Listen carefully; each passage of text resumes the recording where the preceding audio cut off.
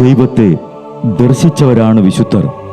ആ വിശുദ്ധരോടൊപ്പം മാലാഖമാരുമായി സ്വർഗീയ ആനന്ദത്തിൽ ആയിരിക്കുന്ന ഞങ്ങളുടെ വാത്സല്യനിധിയായ അമ്മ ത്രേസ്യാളിൻ്റെയും പ്രിയ സഹോദരങ്ങളായ മണിദാസിൻ്റെയും ബ്രൈറ്റിൻ്റെയും പാവന സ്മരണയ്ക്ക് മുൻപിൽ ബ്രൈറ്റ് ഗ്രൂപ്പ് ഓഫ് അക്കാഡമീസ് പ്രാർത്ഥനാപൂർവം സമർപ്പിക്കുന്നു ഇന്നത്തെ വിശുദ്ധർ. അവതരണം അനിൽ കുഴിഞ്ഞകാല. ആശയം മുത്തയ്യൻ ആൻഡ് സെലിൻ പ്രിയ.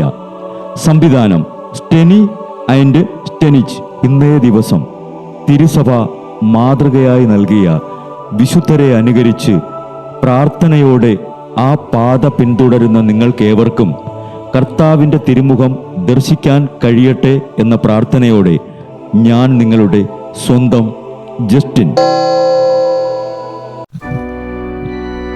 ഇന്ന് മെയ് 1 തൊഴിലാളിയായ വിശുദ്ധ യൗസേപ്പിൻ്റെ തിരുനാൾ. യൂറോപ്പിൽ വസന്തകാലത്തിൻ്റെ മധ്യമാണല്ലോ മെയ് 1 തീയതി. ഒരു കാലത്ത് അവിടെ പുഷ്പദിനം ആയിരുന്നു. റഷ്യൻ വിപ്ലവത്തിനു ശേഷം മെയ് 1 തീയതി തൊഴിലാളി ദിനമാണ്. വിശുദ്ധ പത്രോസിന്റെ അങ്കണത്തിൽ തടിച്ചുകൂടിയിരുന്ന തൊഴിലാളികളോട് 1955 മെയ് ദിനത്തിൽ 12 പിയൂസ് മാർപ്പാപ്പ പറഞ്ഞു, ഞാൻ നിങ്ങൾക്കൊരു സമ്മാനം തരുന്നു. മെയ് 1 തീയതി തൊഴിലാളിയായ വിശുദ്ധ യൗസേപ്പ് പിതാവിൻ്റെ തിരുനാൾ ആയിരിക്കും. യൗസേപ്പ് മരപ്പണിക്കാരനായിരുന്നു. 30ാമത്തെ വയസ്സുവരെ ഈശോയും വളർത്തു പിതാവിനോടൊപ്പം മരപ്പണി ചെയ്താണ് ഉപജീവനം കഴിച്ചത്.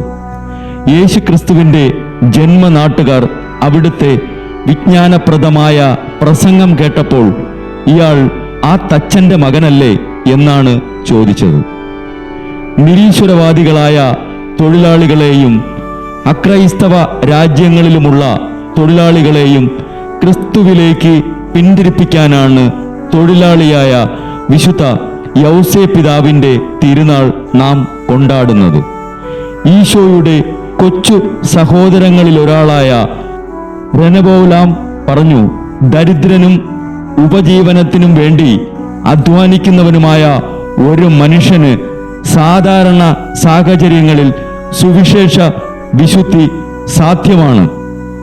12 പിയൂസ് മാർപ്പാപ്പ ഇങ്ങനെ പറയുന്നു, ലോകരക്ഷകനും ദൈവവുമായ മനുഷ്യപുത്രന്റെ ഹൃദയത്തിൽ നിന്ന് പരിശുദ്ധാത്മാവ് നിങ്ങളിലും എല്ലാവരിലും ചിന്തപ്പെടുന്നു.